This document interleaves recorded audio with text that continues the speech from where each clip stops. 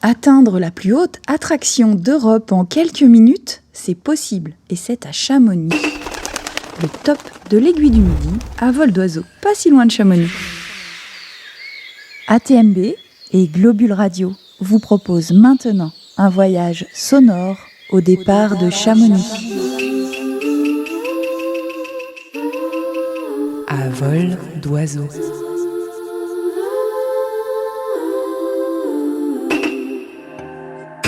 La saison 2 de la chronique Tapis volant pour étancher votre soif de mouvement au pays du Mont Blanc. C'est à un voyage vertical que je vous convie aujourd'hui. 2842 mètres verticaux que mon tapis et moi avalons en quelques secondes pour gagner la plus haute attraction d'Europe, le pas dans le vide. Si vous montez en benne, l'ascension pour le pas dans le vide se fait en 3 parties. Tout d'abord, la montée au plan de l'Aiguille à 2317 mètres au départ de Chamonix. Ensuite, le fameux second tronçon de l'Aiguille du Midi jusqu'à la gare Sommitale. Enfin, une fois à l'Aiguille du Midi, quelques mètres à pied permettent de traverser une passerelle à la vue imprenable et de rejoindre l'ascenseur menant à la plateforme supérieure. Monter en tapis volant me permet d'éviter le temps d'attente et les numéros d'ordre. Et me permet, malgré la rapidité de mon ascension, de penser au génie humain, aux ouvriers qui ont travaillé à cette incroyable construction.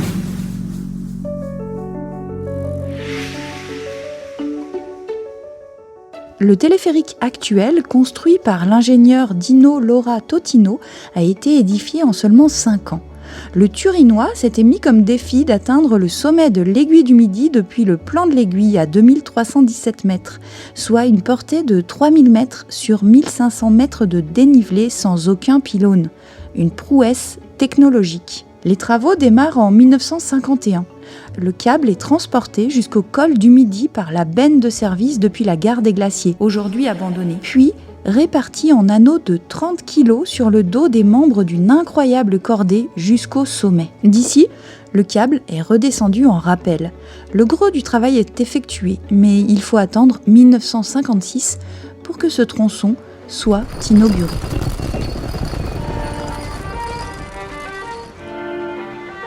Le sommet de l'Aiguille du Midi, donc à 3842 mètres, représente la plus grande altitude accessible sans crampons. La haute montagne pour les nuls, en quelque sorte. L'Aiguille se compose de 2 sommets reliés par une passerelle. C'est sur le piton nord que s'arrime le téléphérique. Le panorama depuis la terrasse sommitale sur le Mont Blanc du Tacu à gauche, le Mont Maudit entre les deux et le dôme du Goûter à droite sur la même ligne de crête est exceptionnel et un peu intimidant, faut le dire. Au-delà de cet environnement immédiat, la vue porte sur les principaux sommets de plus de 4000 mètres français, suisses et italiens, dont le Grand Combin, le Cervin, le Mont Rose à l'est. Au sud-est sont également visibles les sommets du Grand Paradis. À l'ouest, une partie de ceux du Beaufortin et de la chaîne des Aravis. Au nord-ouest, les massifs du Gifre et du Chablais. Au nord, les Dents du Midi et au nord-est, les Alpes bernoises. C'est assez dingue. Imaginez-vous que le tunnel du Mont Blanc qui traverse le massif en reliant Chamonix à Courmayeur dans la vallée d'Aoste passe à l'aplomb de l'Aiguille du Midi, environ 2400 mètres sous terre. Au sommet, je rencontre des alpinistes qui partent pour le Mont Blanc par la voie des 3 monts, des parapentistes aguerris et des skieurs encordés à leur guide pour descendre la fameuse arête avant d'encaper la célébrissime Vallée Blanche. Une vingtaine de kilomètres à travers le massif qui permettent d'approcher les sommets les plus mythiques, les Grandes Jorasses, les Drues, les Grands Charmoz, le Grépon et bien d'autres. Le parcours est situé exclusivement en zone glaciaire. Sous la neige, parfois se cachent des crevasses. Je suis bien contente d'avoir pensé aux lunettes de soleil, à la crème solaire, à des vêtements chauds et à mon appareil photo. Le pas dans le vide, attraction touristique qui a ouvert ses portes au public le 21 décembre 2013, est situé sur la terrasse supérieure de l'Aiguille du Midi. C'est une pièce entièrement vitrée, du sol au plafond, suspendue au-dessus du glacier. Et c'est une expérience unique. Sous mes pieds, un vide de plus de 1000 mètres.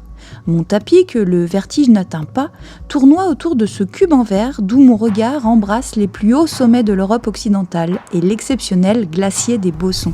Ce type d'installation est de plus en plus populaire à l'époque de sa construction en 2013. Le pas dans le vide a été inspiré par le Skywalk, une immense passerelle de verre qui surplombe le Grand Canyon en Arizona. De par les techniques utilisées pour sa construction et son emplacement, à 3842 mètres d'altitude, le pas dans le vide représente une prouesse.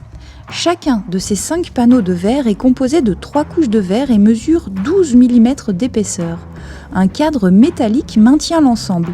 Le pas dans le vide est soumis aux conditions extrêmes que l'aiguille du Midi rencontre toute l'année. La structure peut ainsi résister à des vents de 220 km/h et à une variation de température de 60 degrés Celsius.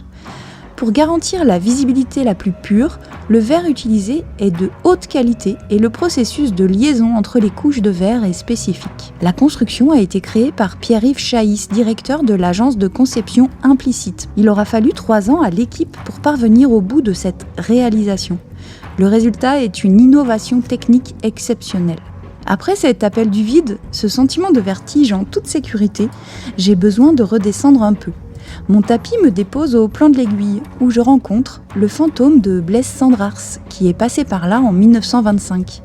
Depuis le chalet du plan, il me souffle. Ce matin, les choucas sont venus croasser devant ma porte. Depuis quelques jours, j'entends beaucoup mieux le sifflet du chemin de fer électrique de Chamonix, ainsi que les coups de frein. C'est le train de midi qui fait le plus de bruit, c'est signe de pluie. Il va me falloir aller un de ces jours à Chamonix. J'irai voir quel train je pourrais bien prendre pour rentrer à Paris. Pas encore, rien ne presse. Je descendrai par la Blétière. Je me laisserai glisser dans le névé. Je ne puis pas toujours rester là à bourrer ma pipe et à parler à haute voix. Les choucas sont venus encore une fois. Je lève la tête et les choucas volent au-dessus de nous.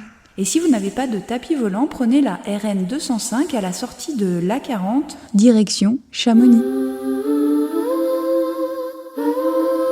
À vol d'oiseau. La saison 2 de la chronique Tapis volant pour étancher votre soif de mouvement au pays du Mont Blanc. À très vite pour un nouveau voyage avec ATMB et Globule Radio.